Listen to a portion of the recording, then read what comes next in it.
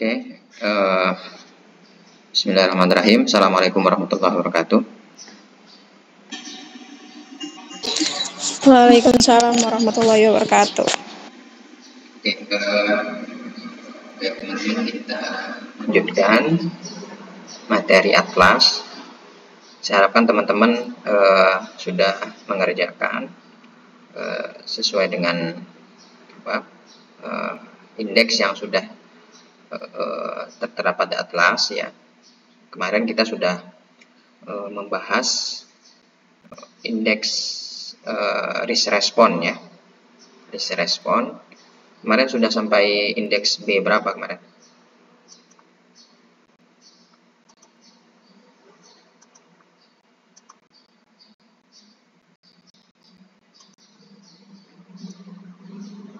Oke, kita di B kemarin tuh kelangsungan usaha ya. Kita ke kelangsungan usaha. Nah, jadi yang sebelumnya saya sampaikan di B, indeks B ini, risk response ini adalah kita melakukan penilaian ya, melakukan pemeriksaan atas kewajaran dari aspek ini. Kalau worksheet ini aspek pada akun ya, pada akun.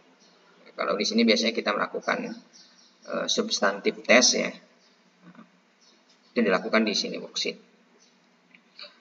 Jadi akun-akun tuh ada di sini ya, di worksheet. Kemudian yang kedua ada estimasi akuntansi, kemudian transaksi dengan pihak berrelasi, peristiwa kemudian, subsequent event, kemudian kelangsungan usaha.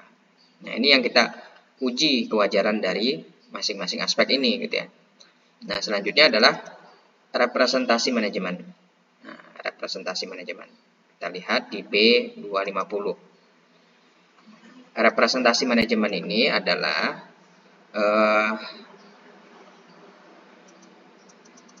jadi di indeks ini ada berapa kondisi yang kita memastikan bahwa apakah kondisi tersebut terjadi atau tidak. Kemudian representasi ini harus dinyatakan ya oleh manajemen, dinyatakan oleh manajemen dalam bentuk representation letter, namanya replet ya, surat representasi manajemen. Jadi manajemen menyatakan bahwa apakah kondisi berikut ini sudah terpenuhi atau tidak oleh manajemen. Yang membuat pernyataan siapa? Manajemen. Apa saja yang perlu dinyatakan oleh manajemen? Pertama adalah terkait dengan, harus dijawab ini, apakah manajemen telah menyediakan representasi tertulis bahwa mereka telah memenuhi tanggung jawab mereka dalam menyusun laporan keuangan sesuai dengan kerangka laporan keuangan yang berlaku, termasuk apabila relevan penyajian yang wajar seperti yang ditetapkan dalam ketentuan perikatan audit. Jadi dibuat pernyataan tertulis yang menyatakan bahwa manajemen sudah menyusun laporan keuangan sesuai dengan ketentuan standar. Nah, itu. Kalau ya, kita klik ya. Kalau tidak, kita klik tidak. Kemudian apa alasannya, komentar kita. Nah, kemudian yang kedua, apakah representasi tertulis itu telah disajikan dalam surat representasi yang ditujukan kepada auditor. Dan seterusnya ini ya, ada apakah tertulis, dan seterusnya ini. Apakah tanggung jawab, ada 8 ya aspek ya. Ada 8 aspek yang perlu dinyatakan oleh manajemen dalam bentuk tertulis. Bentuknya seperti apa? Bentuk dari replet itu, replet ini contohnya seperti ini. Sebentar, ada nggak ya? Kita berapa nih? 2. Ini 250 ya.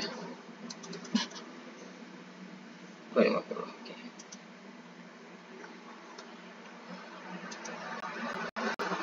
Contoh dari replet itu ini.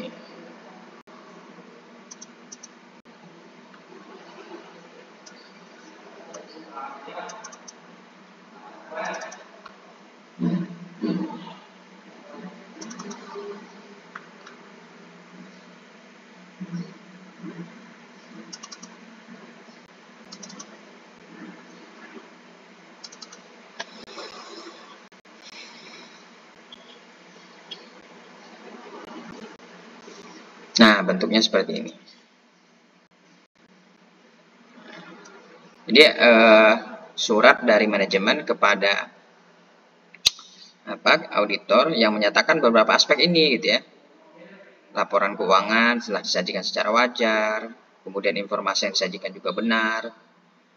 Kemudian kalau seandainya tidak menyatakan bahwa tidak ada kecurangan yang sifatnya disembunyikan gitu ya, atau dan seterusnya. Ini ada berapa poin nih? Ada 15 poin ya yang harus dinyatakan oleh manajemen.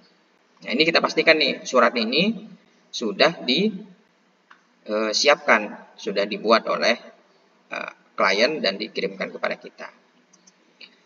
Oke, kita lanjut ke pakar auditor. Nah, pakar auditor.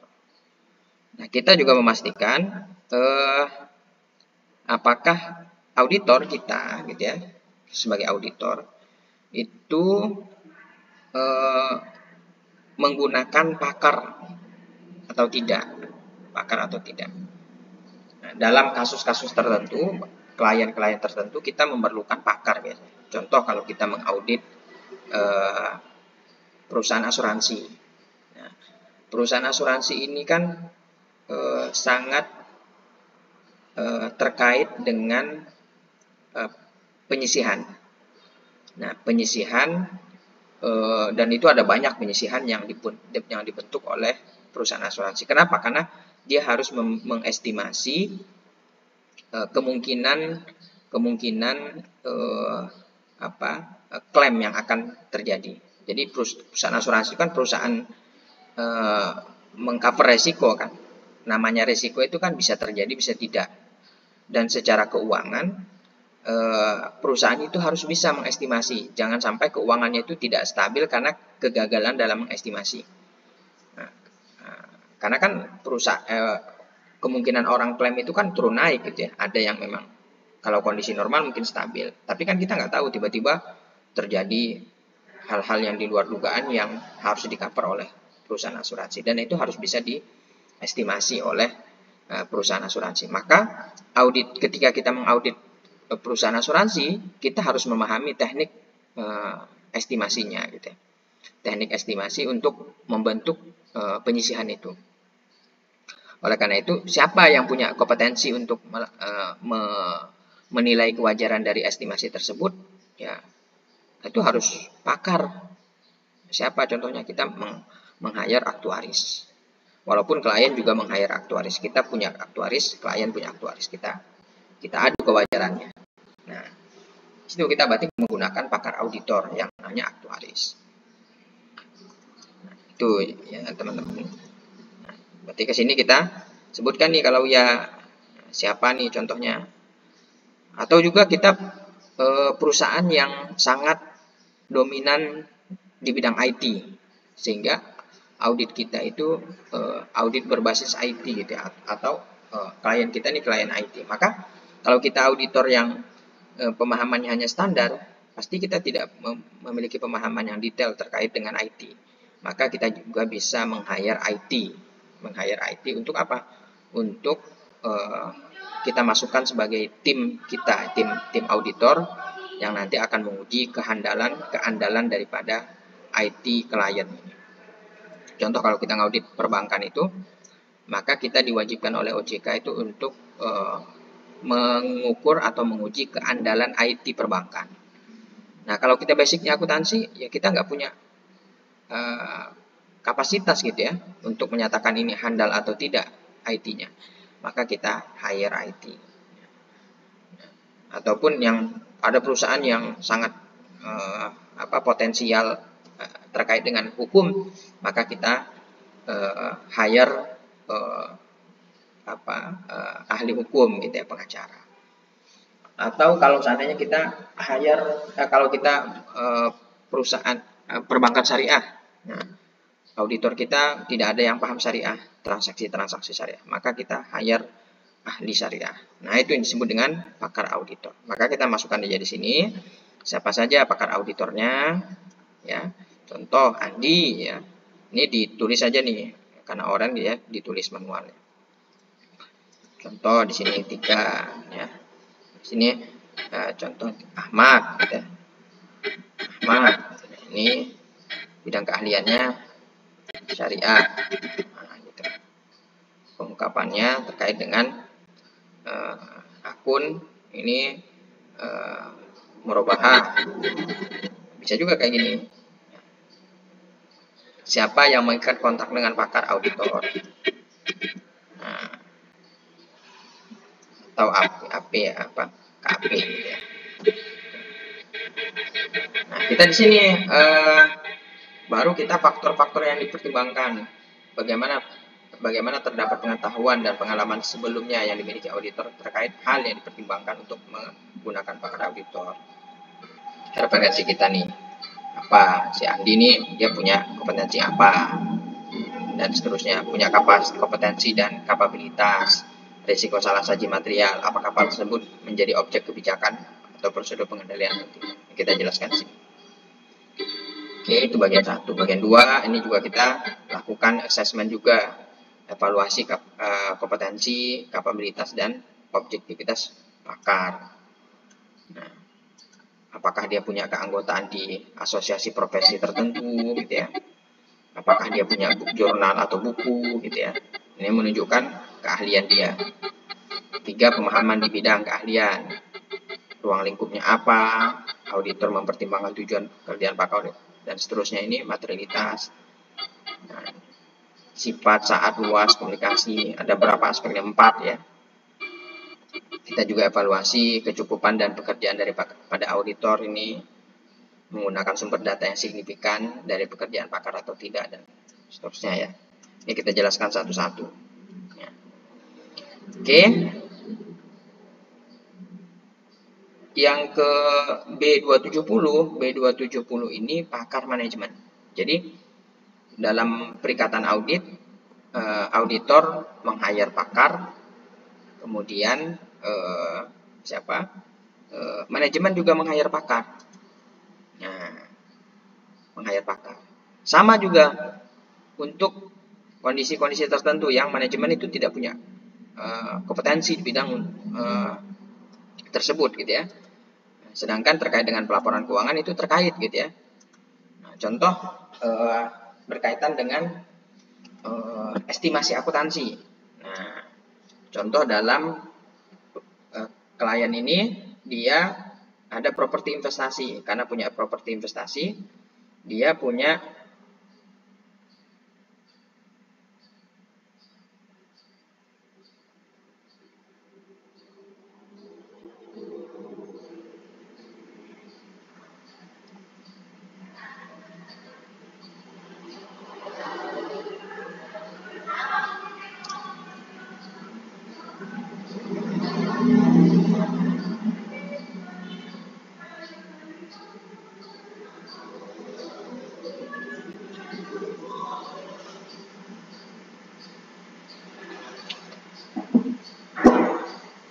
contoh dalam kaitannya appraisal, penilaian terhadap nilai wajar aset tetap ataupun properti investasi.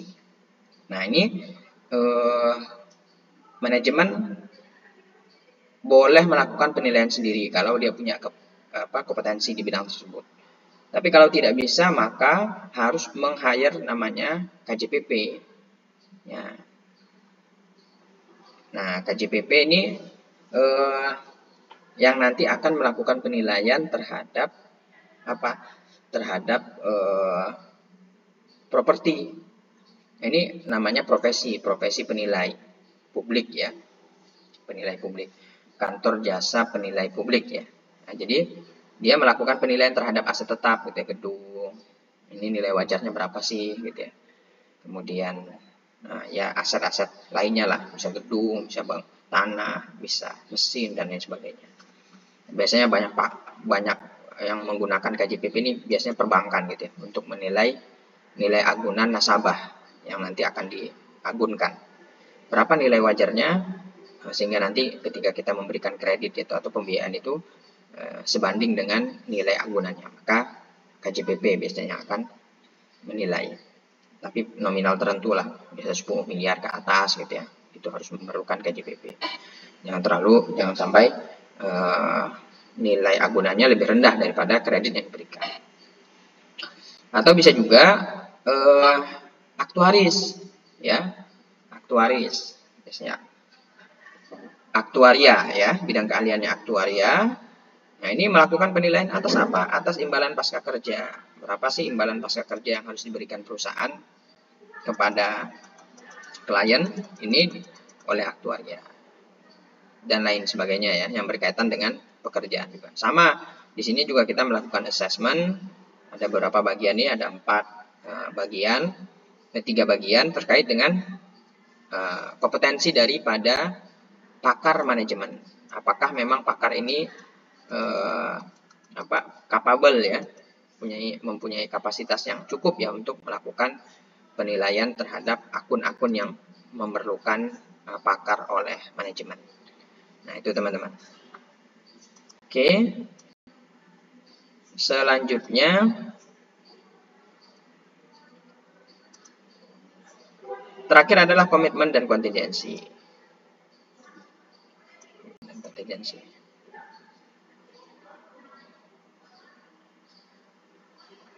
Nah, ini berkaitan dengan apa? Berkaitan dengan ada tidak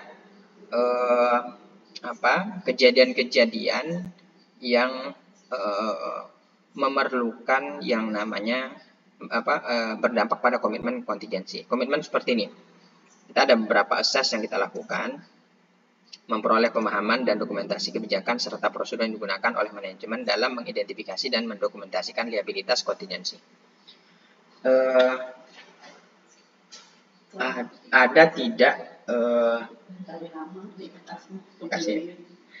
Ada tidak kewajiban-kewajiban yang muncul setelah yang muncul kemudian hari. Nah, ini contohnya kaitannya ini dengan apa? Dengan peristiwa kemudian. Jadi ada komitmen yang belum kita, atau ada kewajiban yang harus kita selesaikan terkait dengan kontingensi dan atau komitmen yang untuk menyelesaikannya, ya. Jadi ada kewajiban-kewajiban tertentu yang harus diselesaikan. Contoh, ya,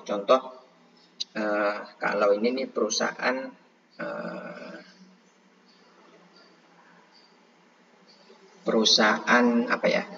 elektronik, ya. Perusahaan elektronik, contoh perusahaan elektronik, kalau perusahaan elektronik itu kan ada kewajiban garansi. Ada kewajiban garansi. Nah, kewajiban garansi itu kan tidak pasti apakah garansi itu akan dipakai atau tidak oleh pelanggan. Betul, ya? Garansi itu bisa dipakai atau tidak oleh pelanggan.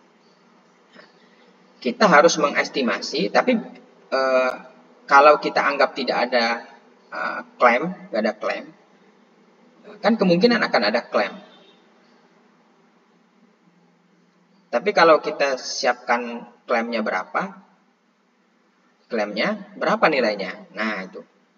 Jadi kita harus melakukan yang namanya estimasi, gitu, ya. Berapa kemungkinan klaim dari yang namanya garansi dari customer itu atas penjualan tahun ini di masa yang akan datang.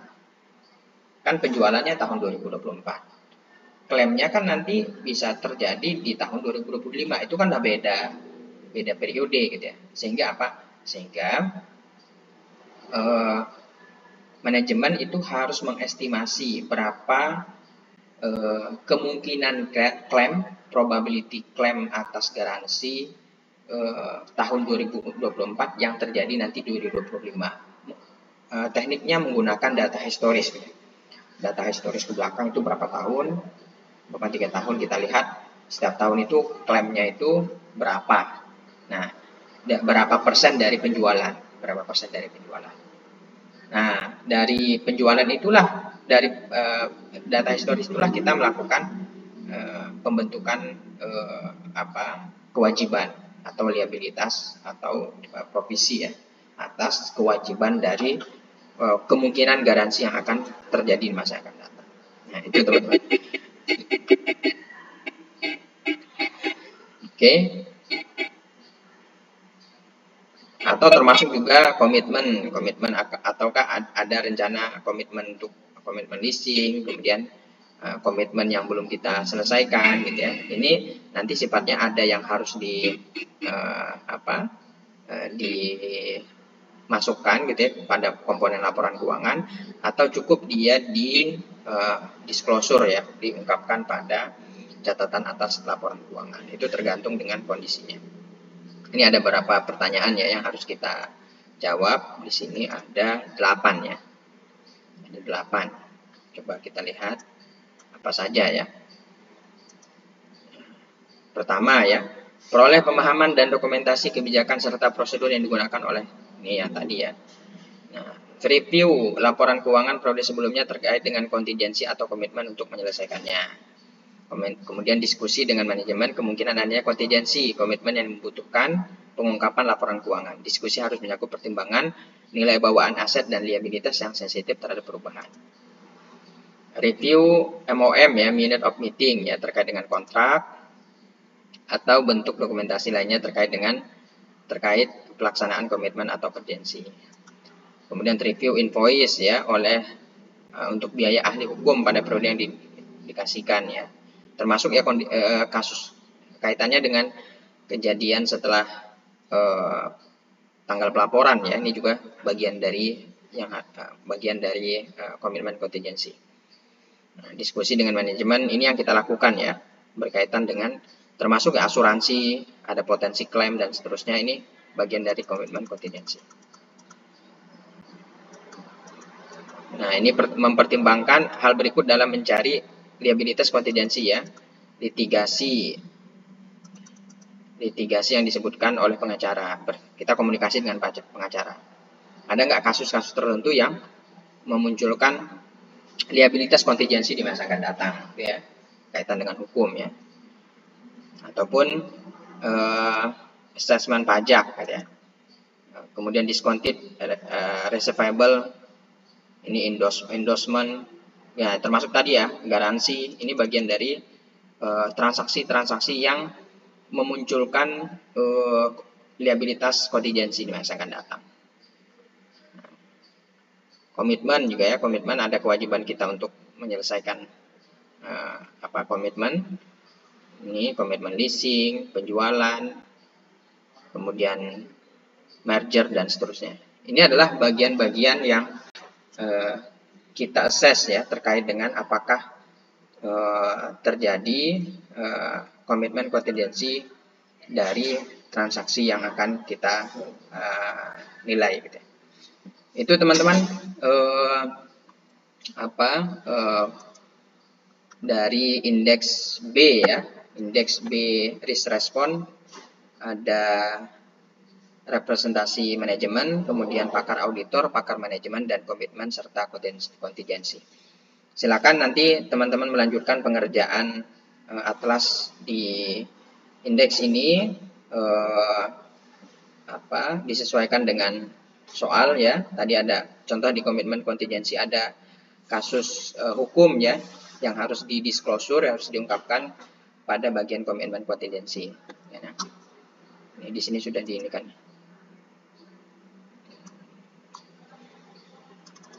Nah, ini litigasi yang disebutkan oleh pengacara. Kasus apa yang sedang dialami oleh klien, kemudian seperti apa kasusnya, apakah nanti akan memunculkan kewajiban liabilitas kontingensi bagi perusahaan untuk menyelesaikan di masa yang akan datang. Oke, sampai di sini ada yang mau ditanyakan?